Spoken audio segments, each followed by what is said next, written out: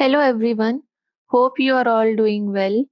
In today's learning session, which is the learning session number 4, we will continue our exposure to the new project option in Articulate Storyline 360. So let's begin.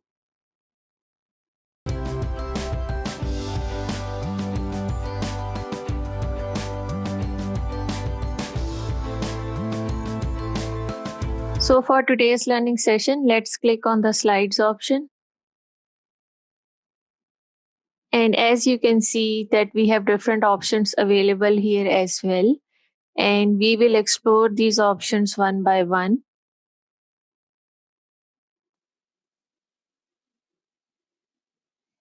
The first option is of content library, as you can see. So let's click on this one. So now we have a window in which on the right side, we can see that we have different templates that we can use in our project while we are making a hybrid course or we are making a fully online course. And we can also see that on the left side of the screen, we have different options available. And I believe that all these options require a separate tutorial. So please feel free to leave me a comment if you want me to make a tutorial that is solely based upon how to use the Content Library 360 feature of Storyline software. And I will be very happy to do that. So for now, we can click on this window and close it. The second option is My Templates. So, for instance, if you have some templates that you have already created, or if you have a specific background in mind, or if you have a customized solution that is according to the need of your subject matter expert, so you can always import it here, and that could serve the purpose of your course.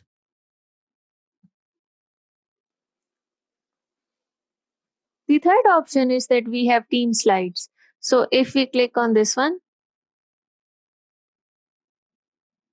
we can see that we have two options that are active for us to use. The first one is share project, and the third one is share selected slide.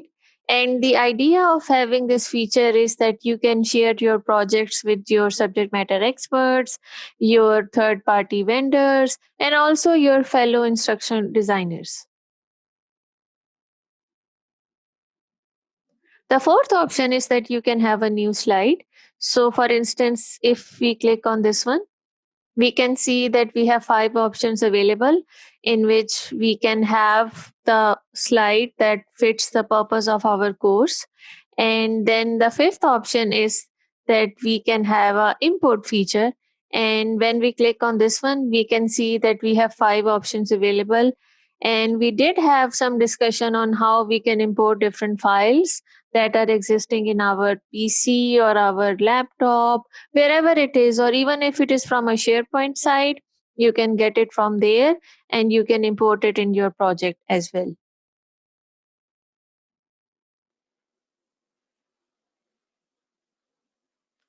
The sixth option is that you can have graded questions. So if we click on this one, so we can have questions starting from true and false to multiple choice to multiple response to fill in the blank to word bank to matching drag and drop to matching drop down options to sequence drag and drop and more sequence drag and drop. Then you can have numeric one and you can also have hotspot one. And if we scroll down, we can see that we can have customized graded questions template as well. But obviously, they are available with subscription. So if you plan to invest in buying 360 software, you can always do that by taking a subscription, whether you are a company, whether you are a student, because Storyline 360 package comes with how it fits the need of an individual, and they have different packages depending upon your part in profession or whether you're taking it as a student or whether you're taking it as a professional. On the left side of the screen, we can see we have two more options. So the first option is the light, And the second option is named as dark. And it basically signifies that you can have templates that are either lighter in tone or darker in tone. So right now I have selected the light one, and as you can see that all of these are having a light contrast, and they are having a very subtle and very nice impact on the eyes of the viewers. But also it depends upon the audience for which you are creating these courses. So it's always a good idea to try to understand the need of your audience and then design a course and a color combination that best fits the need of your clients and your learners. The second option is that you can also have dark combination slides. So, if you want to have a question pool that has dark color tone, so as you can see on the right side, we have a multiple choice question that has a very strong combination of black and white. And the button is also in a blue color. So, it's giving a sense that it's a very serious and it's a very solid subject that needs a lot of attention.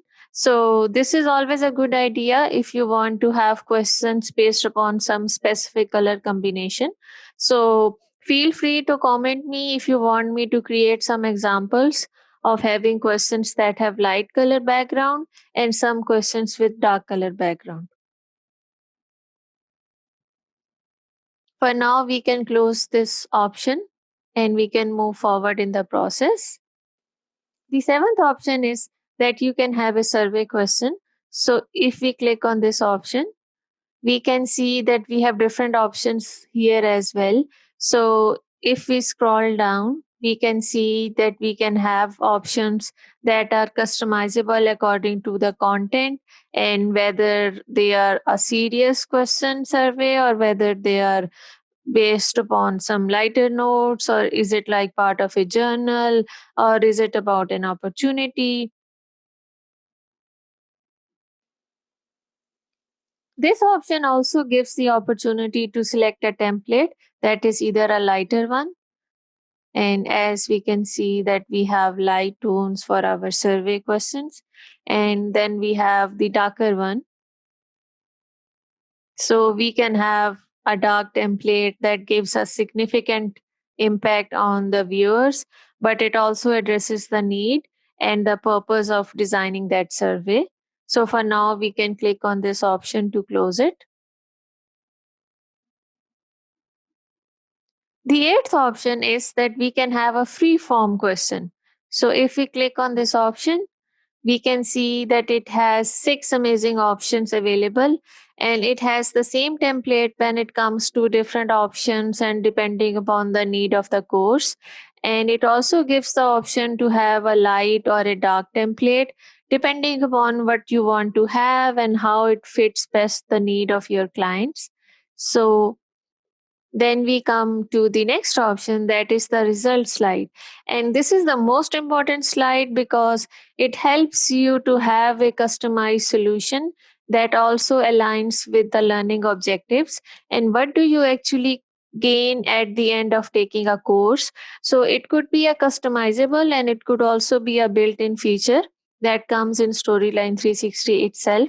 So we can have a graded result slide, we can have a survey one, and we can also have a blank result slide. So it all depends upon my fellow instructional designers, e learning developers who are just trying to be creative with this software.